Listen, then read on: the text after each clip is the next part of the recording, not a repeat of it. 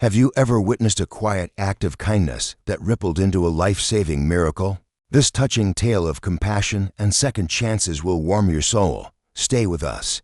The rain had only just eased when the burial started, leaving the graveyard covered in a quiet silvery haze. People spoke in low voices under dark umbrellas as the coffin of Emily Hartford, the only daughter of billionaire businessman Richard Hartford, was gently lowered into the earth. Everyone thought Emily had passed peacefully in her sleep, leaving her parents broken and her friends lost in grief. But right when the priest lifted his hand for the final prayer, a man wearing a faded bright green sanitation jacket stepped forward, his old boots sinking into the damp grass. His uniform was dirty, his hands shook, and his face looked pale with worry. This was Lucas Bennett, the silent street cleaner nobody ever really saw.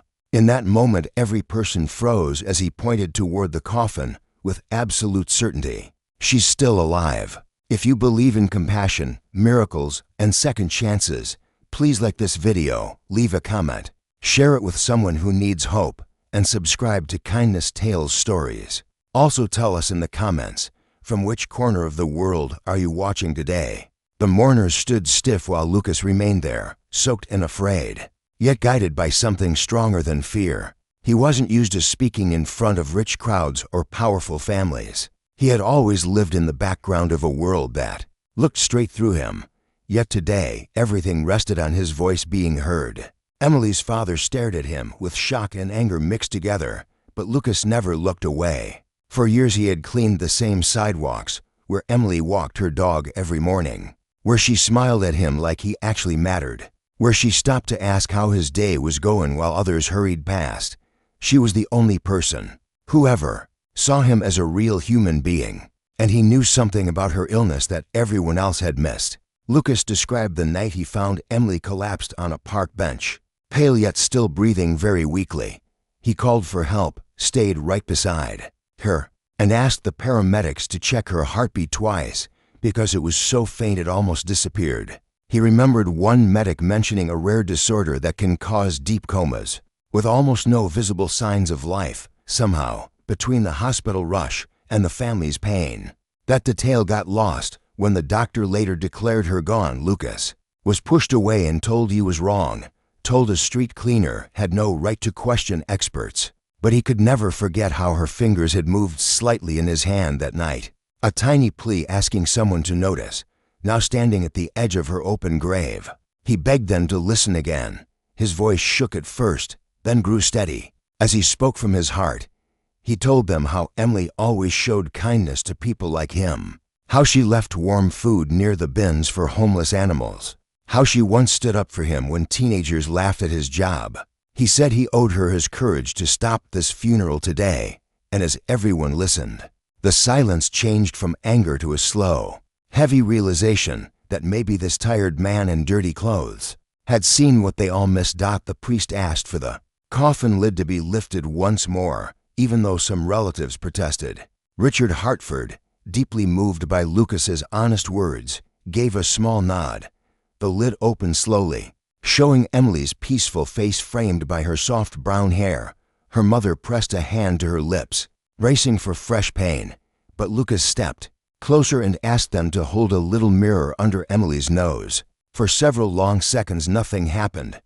Then, so gentle it could have been a dream, the tiniest cloud appeared on the glass dot. Suddenly everything exploded into motion.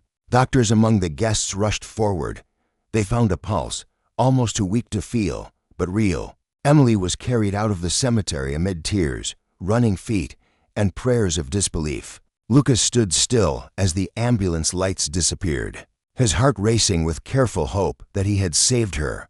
Hours later, in a quiet hospital hallway, Richard found Lucas sitting alone on a cold bench, still wet and shaking. For the first time, the billionaire truly saw the man who noticed what no specialist had.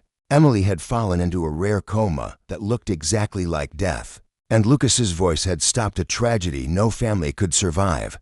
Tears ran down Richard's face as he sat beside Lucas, not above him, and thanked him with a gratitude deeper than money could ever reach. Days later, when Emily finally opened her eyes, the first thing she asked was why Lucas looked so concerned. when they explained how close she came to being buried alive, and how Lucas stood alone against everyone, she cried and held his hands tightly, promising his life would never again feel invisible. Her miracle spread through the city like soft light, reminding everyone that true worth isn't measured by money or position, but by courage, care, and the strength to speak up when no one else will listen. In the weeks after, Richard offered Lucas a new role, not out of pity, but out of respect. Lucas turned down anything that felt unfair, yet gladly accepted a job helping Emily create outreach projects that fed the homeless, gave job training, and made sure people like him were finally seen and valued. The once unnoticed street cleaner now stood at the center of work that touched thousands of lives. If this story warmed your heart, please like, share, comment, and subscribe. Your support keeps these beautiful stories alive on Kindness Tales Stories.